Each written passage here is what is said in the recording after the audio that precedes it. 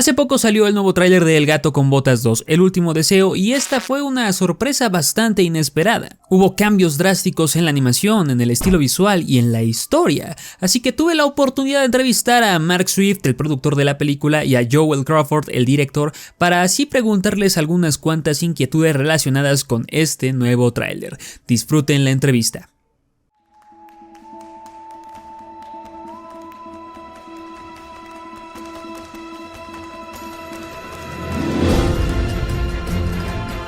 Hello, nice to meet you, Joel. Nice to meet you, Mark. Thank you so much for this interview. First and foremost, it's been a long time, more than 10 years since the last time we saw a Puss in Boots adventure in theaters. The sequel came as a huge surprise out of nowhere. And this new trailer, it's a drastic change that moves away from the usual animation style that had been seen in the Puss in Boots adventures and Shrek movies. Even though some of them weren't around when the first movie came out, this character still lives. It's still relevant to people. People are really excited about Puss in Boots. He's been going around having adventures, having lots of fun. And I think where we pick him up in this movie, it's at a really important piece in his life. You know, he's living the good life. He's Puss in Boots. He's at the height of his game, only to find out, you know, he's burnt through all his eight of his 9 lives and he's down to his last life, which kind of like, you know, I guess it's the equivalent of a midlife crisis for him. It's like, shoot, you know, yeah, I want to be young again. I want to have all those lives. I want to have all that adventure and live my life how I've always lived it. But now I'm on my last life. He starts to get a little, starts to think about what does life mean? What's important? And so it's a really interesting journey for us to see Puss in Boots sort of go through this crisis of thought, I guess. Why was it decided to make these changes? You know, it's been over a decade since the first Puss in Boots. You know, there's a whole audience who loves the Shrek fairy tale world, and then there's a whole new generation who may even be meeting Puss in Boots for the first time.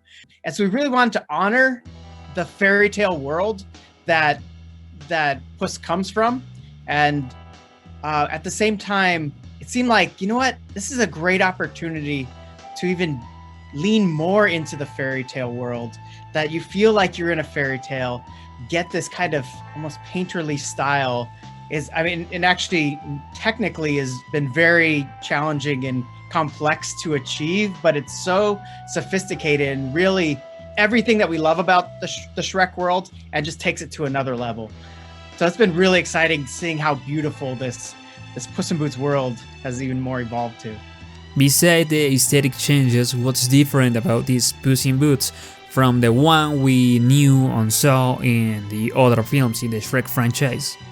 I think what's really awesome is about telling another chapter of Puss in Boots is meet Puss in Boots with all the quirks and charm and bravado that we love about him, but we also get to dig deeper and learn more about him in this one, because of this story of this cat who's burned through 8 of his 9 lives and he's on his last, and like Mark was saying, this journey of setting out to get his lives back and going after this wishing star really becomes a tale of what do you do with one life?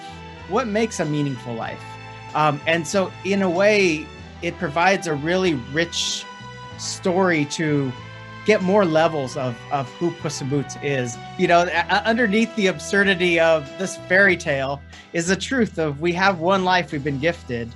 What are you going to do with it? And so I think there's I hope people enjoy the journey of this movie. And I would just add to that, you know, part of the charm of the Shrek franchise has been, you've got such a rich tapestry of characters that exist in the fairy tale world. And this story, which is, it's about this one last wish. Well, if you can imagine there's one last wish, Puss in Boots is not the only character who is desiring of this wish. And so it gives us an opportunity to introduce more characters from that world who also have this desire, this last wish. And so we really end up with a little bit of a you know, the good, the bad, and the ugly, or all these different characters aiming for this one prize. And we introduced some wonderful new characters. We have Goldilocks and the Three Bears, who in our version really feel like you know, a rough and tough Cockney kind of criminal gang, you know, something you might see in a Guy Ritchie movie, and they're chasing the star. We of course have Kitty Softpaws returns to this movie, and yeah, she wants to wish for herself. She's a thief as well. And then we also get to introduce kind of really what we think of as our villain, who is Jack Horner, who is a lesser known fairy tale character. Really, he's just a nursery rhyme character, and he has a fun story of like, he's kind of lame. He has a kind of lame backstory, and getting this wish will fulfill his desire to be taken with more respect within this fairy tale world. Alright, thank you so much, thank you so much. Oh, thank you for your time. Y esto fue todo por mi parte, yo soy Chucho Calderón y nos vemos en el siguiente video aquí en la Zona Cero. Un saludo especial a mis amigos de Universal y de Dreamworks por permitirme hacer esta entrevista. Recuerden que El Gato con Botas 2 se estrena muy pronto. Recuerden darle un like a este video si les gustó, es un video cortito, ya lo sé, volveremos a nuestra programación habitual en el siguiente video. Y pues igualmente allí están pasando mis redes sociales por si les interesa seguirme, sí señor. Nos vemos en el siguiente video, ¡chao!